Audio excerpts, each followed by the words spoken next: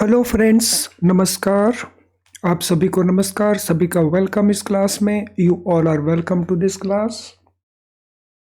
Live class में जितने students already join कर चुके हैं, क्विकली वो कंफर्म कर देंगे आपका ऑडियो वीडियो एक्सेसिबल है।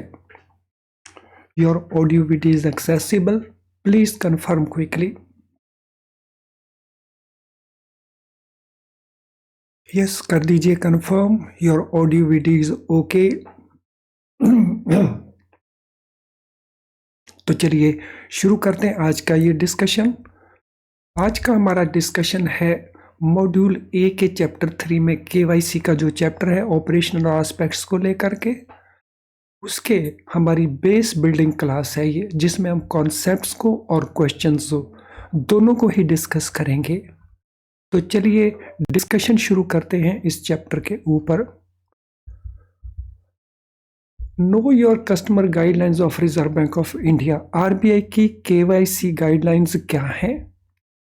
RBI's operational norms for banks and other entities regulated by it are according to Master Directions Know Your Customer Direction 2016। तो ये सोर्स है इन डायरेक्शंस का। इन डायरेक्शन में रिजर्व बैंक ऑफ इंडिया ने operational norms, operational rules, operational standards बैंकों के लिए भी और दूसरी जो रेगुलेटेड एंटिटीज हैं of reserve bank of India, उनके लिए भी ये गाइडलाइंस, ये डायरेक्शंस इशू की हैं, जिनको हम केवाईसी डायरेक्शन 2016 कहते हैं। सो रिजर्व बैंक ऑफ इंडिया के इस डिटेल्ड सर्कुलर में बहुत सारी गाइडलाइंस हैं, उन्हीं को लेकर के क्वेश्चंस पूछे जाते हैं, लगातार क्वेश्चंस आते हैं, तो हमने केयरफुली इनको करना है। सम टाइम हमारे माइंड में ये इम्प्रेशन भी हो सकता है कि केवाईसी तो हम हर रोज़ करते हैं तो हमें सब कुछ आता है, लेकिन एग्जामिनेशन पॉइंट ऑफ व्यू से बहुत सारे ऐसे एस्पेक्ट्स हैं, बहुत सारे ऐसे पॉइंट्स हैं जिनके बारे में हम केवाईसी के बारे में नहीं जानते हैं। फर्स्ट, केवाईसी का एप्लीकेशन कहाँ कहाँ है? तो प्रोविजंस ऑफ दीज डायरेक्शंस यानी KYC directions apply on branches in India. So जो ब्रांचेज हैं, ऑफिसेज हैं इंडिया के अंदर, branches and majority owned subsidiaries located abroad to the extent they are not contradictory to the local laws in the host country। So host country यहाँ पे mean आ गया foreign country जिसमें किसी Indian bank की branch open की गई है, तो वो है host country.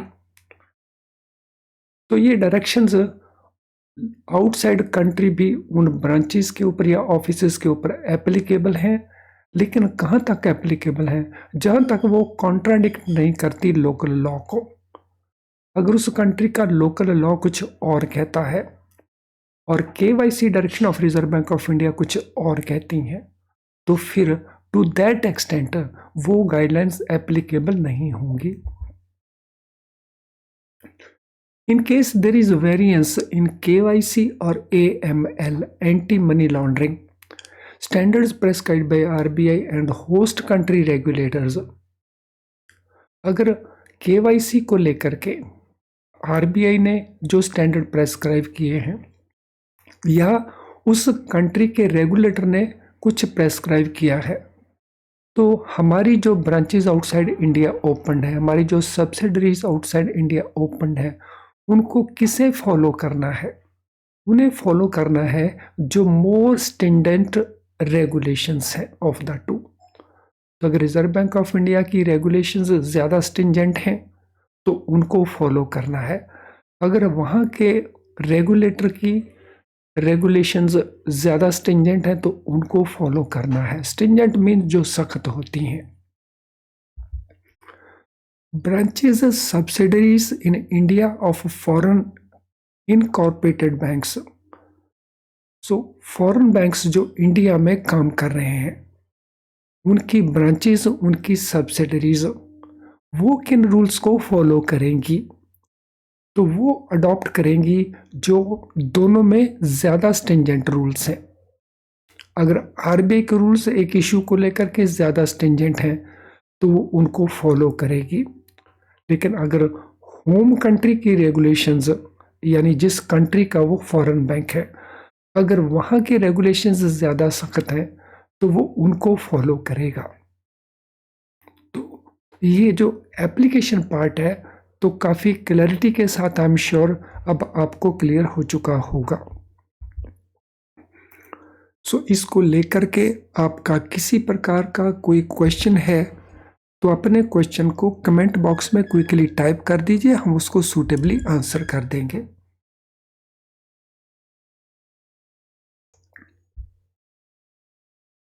Yes, anyone having any question, किसी का कोई प्रश्न हो? चलिए नेक्स्ट क्वेश्चन के ऊपर चलते हैं। 4 elements of KYC norms. KYC के जो नॉर्म्स हैं उनमें 4 टाइप के इंपॉर्टेंट रूल्स हैं, नॉर्म्स हैं, उनको हम एलिमेंट्स भी कह देते हैं। ये 4 एलिमेंट्स कौन कौन से हैं? सो इन 4 एलिमेंट्स में एक है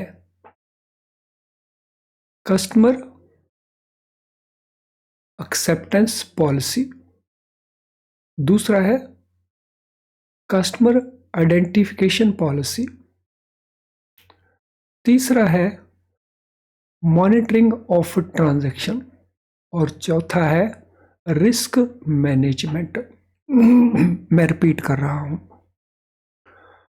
customer acceptance policy, customer identification procedure, monitoring of transactions and risk management. तो ये 4 एलिमेंट हैं इन नॉर्म्स के जो रिजर्व बैंक ऑफ इंडिया ने इशू किए हैं थ्रू मास्टर डायरेक्शंस।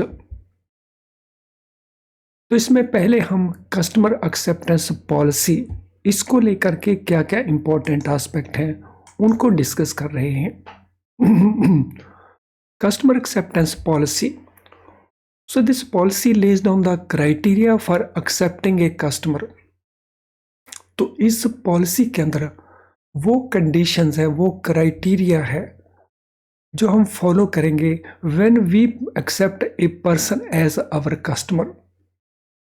और हम एक्सेप्टेंस पॉइंट ऑफ व्यू से ये ध्यान रखेंगे कि मनी लॉन्ड्रिंग को लेके या टेररिज्म फाइनेंस रिस्क को लेकर के क्या क्या इशू हो सकते हैं। यानी ये जो एक्सेप्टेंस है so that will be from the perspective of money laundering and terrorism financing risk. और इस पॉलिसी में ये स्टैंडर्ड्स होने चाहिए।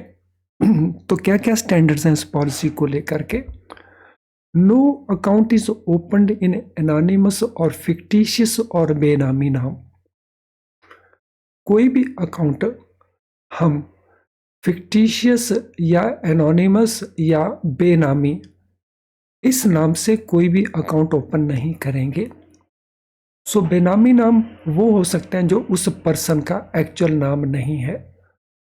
अगर एक्स ने अकाउंट खोलना है तो एक्स ही उसका नाम हमारे अकाउंट के अंदर होगा। अगर वो कहता है कि उसका नाम तो एक्स है लेकिन उसके लिए वाई के नाम से अकाउंट ओपन कर दिया जाए तो that is not allowed. No account is opened where appropriate customer due diligence measures cannot be applied, either due to non-cooperation of the customer or non-reliability of the documents or information furnished by the customer। So एक तो हुआ कि हम anonymous, fictitious और बेनामी नाम से account नहीं खोलेंगे।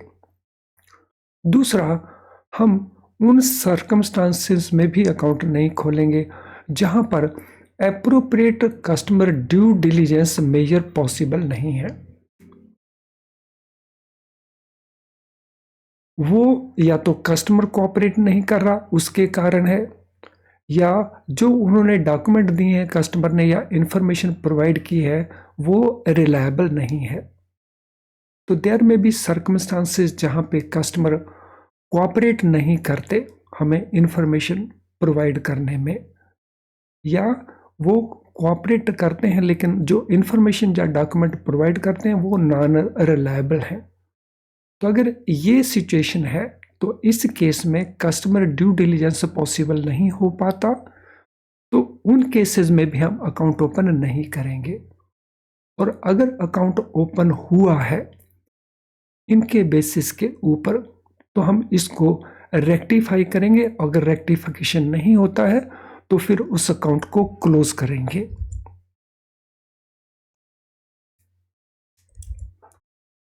Now C. No transaction or account-based relationship is undertaken without following CDD procedure. CDD means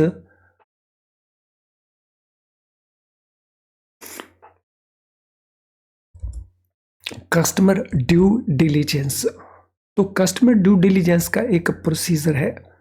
so Jin cases में कस्टमर ड्यू डिलीजेंस प्रोसीजर हम कंडक्ट नहीं कर सकते, तो उनमें ना तो हमने कोई ट्रांजैक्शन करना है, ना ही उसमें हमने कोई अकाउंट बेस्ड रिलेशनशिप को मेंटेन करना है। Circumstances in which a customer is permitted to act on behalf of another person should be clearly spelled out. Bank जो अपनी पॉलिसी बनाएगा उस पॉलिसी के अंदर वो सर्कमस्टांसेस जो बैंक एग्जामिन करेगा कि एक कस्टमर किसी दूसरे के बिहाफ के ऊपर काम कर रहा है, तो वो बड़ा क्लियरली सर्कमस्टांसेस अपनी पॉलिसी में बैंक को मेंशन करने होंगे। To ensure that identity of the customer does not match with any person or entity whose name appears in the sanction list circulated by Reserve Bank of India. So जो financial action task force है जो world level के ऊपर operate करते हैं, वो कुछ ऐसी एंटिटीज हैं, कुछ ऐसे लोग हैं जिनकी एक वो लिस्ट प्रोवाइड करते हैं जो वर्ल्ड ओवर टेररिज्म फाइनेंसिंग या मनी लॉन्ड्रिंग में ऑपरेट करते हैं। उस लिस्ट को रिजर्व बैंक ऑफ इंडिया बैंकों को सर्कुलेट करता है। तो ओपन करते समय अकाउंट को बैंकों को इस बात का ध्यान रखना होगा कि कहीं वो पर्सन उस लिस्ट के अंदर उसका नाम अपीयर तो नहीं हो रहा, कहीं उस एंटिटी का नाम उस लिस्ट में अपीयर तो नहीं हो रहा। अगर ऐसा है तो उसके नाम से भी कोई अकाउंट ओपन नहीं किया जाएगा। यानी यहाँ पे हम देख रहे हैं कितने सारे सर्कमस्टांसेस हैं when we will not be able to establish transaction or account based relationship. There are certain other circumstances also. To verify permanent account number obtained through facility of issuing authority. तो ये customer due diligence का एक important part है कि हम permanent account number obtain करेंगे और वो भी हम through facility of issuing authority. और अगर उसके पास परमानेंट अकाउंट नंबर नहीं है तो हम डेक्लेरेशन ऑब्टेन करेंगे on form number 60। Then to verify signatures of e documents given by the customer. अगर कस्टमर ने हमें ई डॉक्यूमेंट्स प्रोवाइड किए हैं तो उस केस में जो डिजिटल सिग्नेचर्स हैं उनको वेरीफाई किया जाएगा। Mandatory information to be obtained for KYC purpose during onboarding periodic updation should be specified in KYC policy. तो दो तरह की इंफॉर्मेशन हो सकती है, एक मैंडेटरी इंफॉर्मेशन, एक ऑप्शनल और एडिशनल इंफॉर्मेशन। जो मैंडेटरी इंफॉर्मेशन है KYC पर्पस के लिए वो हम अपनी पॉलिसी के अंदर मेंशन करेंगे। हमारी जो पॉलिसी होगी बोर्ड अप्रूव्ड, तो जब भी हम कस्टमर को ऑन बोर्ड करेंगे यानी उसके साथ हम रिलेशनशिप इस्टेब्लिश करेंगे या पीरियोडिक अपडेशन करेंगे हम इंफॉर्मेशन का, वो हमारी पॉलिसी के अंदर क्लियरली स्पेसिफाई होनी चाहिए। एनी ऑप्शनल और एडिशनल इंफॉर्मेशन अगर वो हमने ऑब्टेन करनी है तो उसके लिए हमें कस्टमर की कंसेंट चाहिए होगी और उसके बाद ही हम अकाउंट को ओपन करेंगे।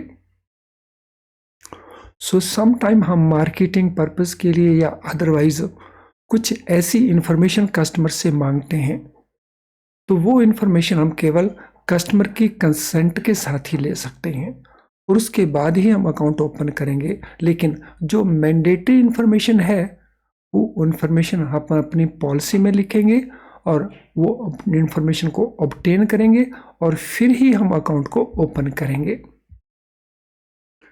In case of joint account, customer due diligence procedure will be carried out for all account holders.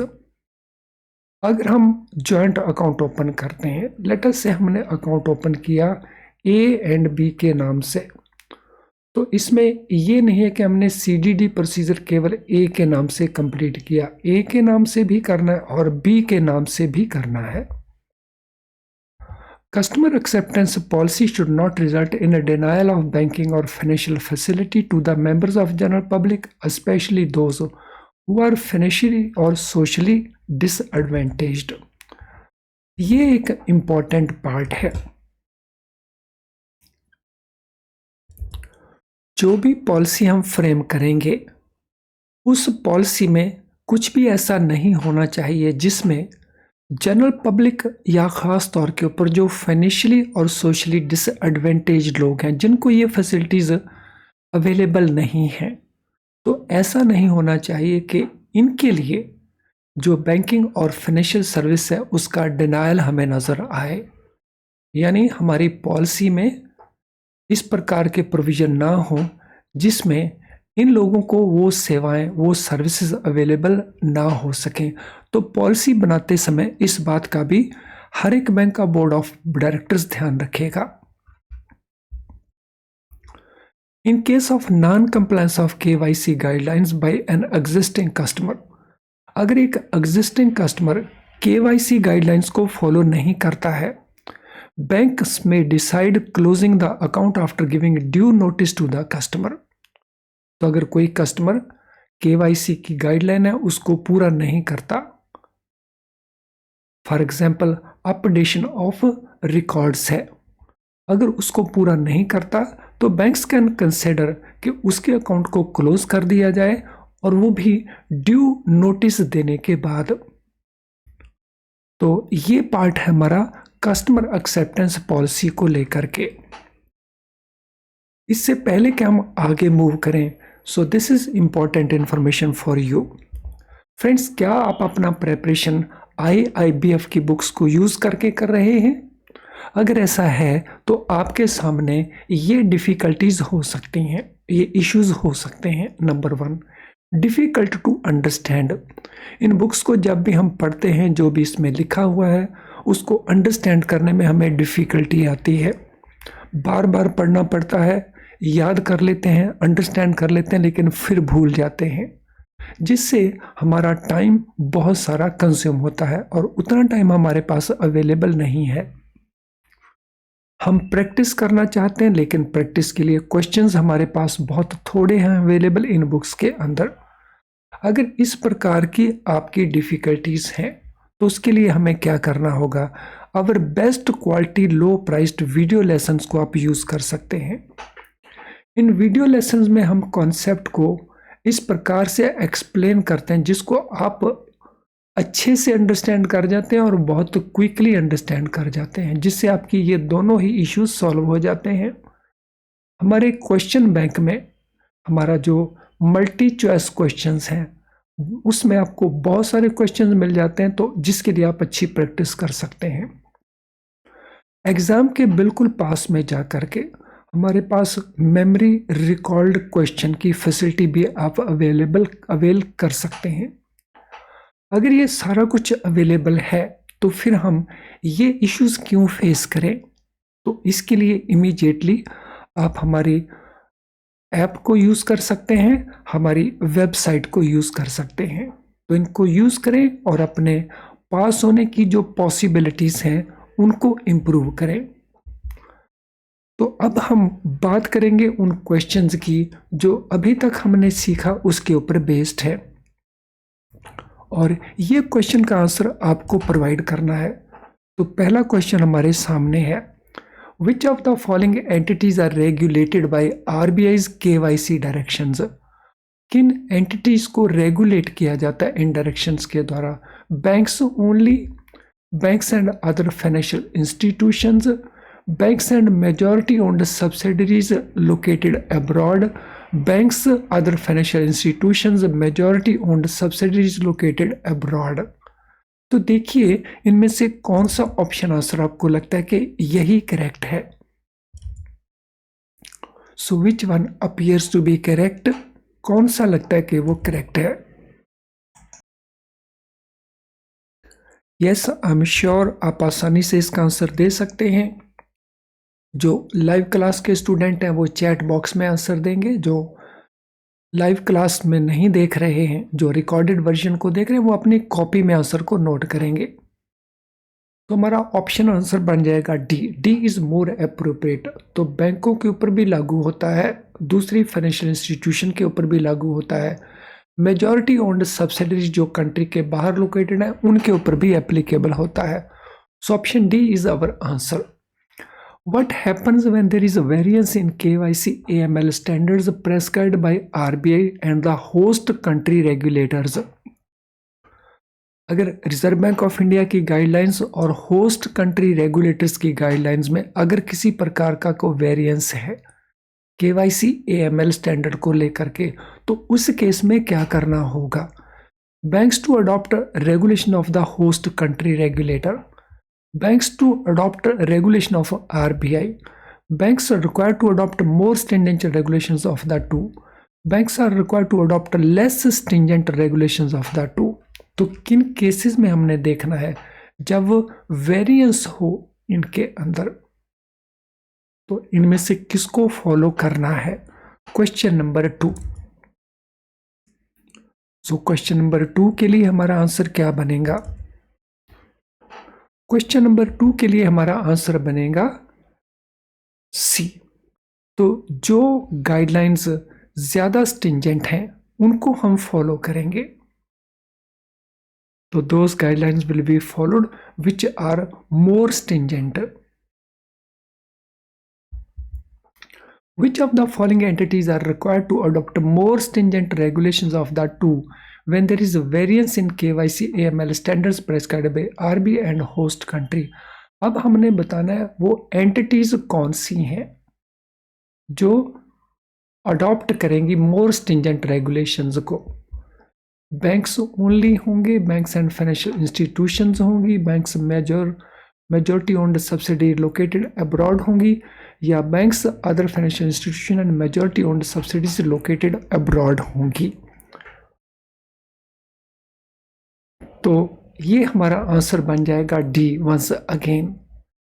तो किन एंटिटीज को फॉलो करने हैं मोर स्ट्रिंजेंट रेगुलेशंस, इनको फॉलो करने हैं। Which of the following entities in India may adopt more stringent regulations of the two, that is standard prescribed by RBI and their home country regulators?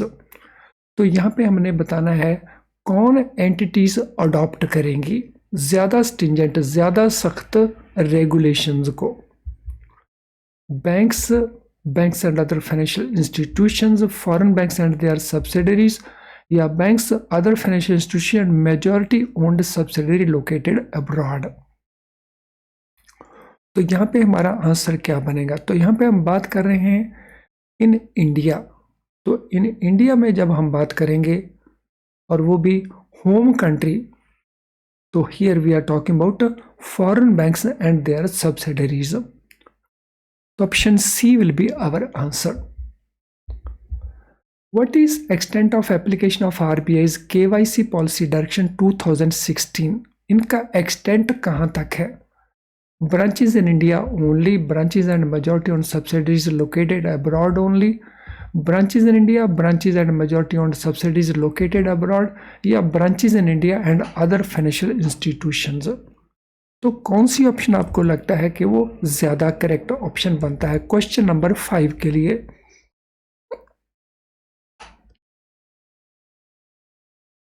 Yes, what will be the answer?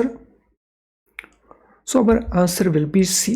India में जो branches हैं वो, या branches and majority owned subsidies outside country हैं उनमें। तो यहाँ पे क्वेश्चन वही है, थोड़ा अलग अलग वे में यहाँ पे वही क्वेश्चन बनाया गया है ताकि आप बड़ी आसानी से हर आस्पेक्ट को हैंडल कर सकें। चलिए नेक्स्ट क्वेश्चन को कवर करते हैं। What is purpose of CAP, customer acceptance policy का पर्पस क्या है? To ensure that identity of customer does not match with any person or entities whose name appears in the sanction list circulated by RBI. To lay down criteria for accepting a customer from perspective of money laundering and terrorism financing risk. To verify permanent account number obtained through facility of issuing authority. To ensure that no account is opened in anonymous or fictitious बेनामी name. हमने बताना है customer acceptance policy का purpose, उसका उद्देश्य क्या है, उसका ऑब्जेक्टिव क्या है. So that is what we have to tell. उसकी लाइट में देखिए कौन सा आंसर बनता है. सो ब्रॉडर आंसर हमें देखना होगा. A, C एंड D ये स्मॉल स्टेप्स हैं, लेकिन अगर हम डिस्कस करते हैं B की, वो क्राइटेरिया ले डाउन करना जिसको हम यूज करेंगे when we accept a person as a customer from the perspective of ML and TF risk. तो ऑप्शन बी हमारा आंसर बनता है. What is procedure for joint accounts? अगर हम जॉइंट अकाउंट्स ओपन करते हैं तो क्या प्रोसीजर रहेगा? CDD to be carried for all account holders. No transaction or account-based relationship is undertaken without following CDD procedure. To verify digital signature of e-document given by customer. To verify permanent account number obtained through facility of issuing authority. तो इसमें कौन C option हमें लगता है कि वो ज्यादा appropriate option बनता है? What is procedure for joint accounts? So joint accounts में हम सभी अकाउंट होल्डर्स के लिए CDD को फॉलो करेंगे. सो ऑप्शन ए हमारा आंसर बन जाएगा. What is mandatory information which to be obtained for KYC purpose during onboarding और पीरियोडिक अपडेशन? मैंडेटरी इंफॉर्मेशन क्या है? Any optional additional information with consent of customer. To verify digital signature of an e-document given by customer. To ensure that identity of the customer does not match with any person entity whose name appears in the sanction list. Mandatory information to be obtained for KYC purpose during onboarding updation should be specified by the KYC policy. तो what is that mandatory information जो हम obtain करेंगे?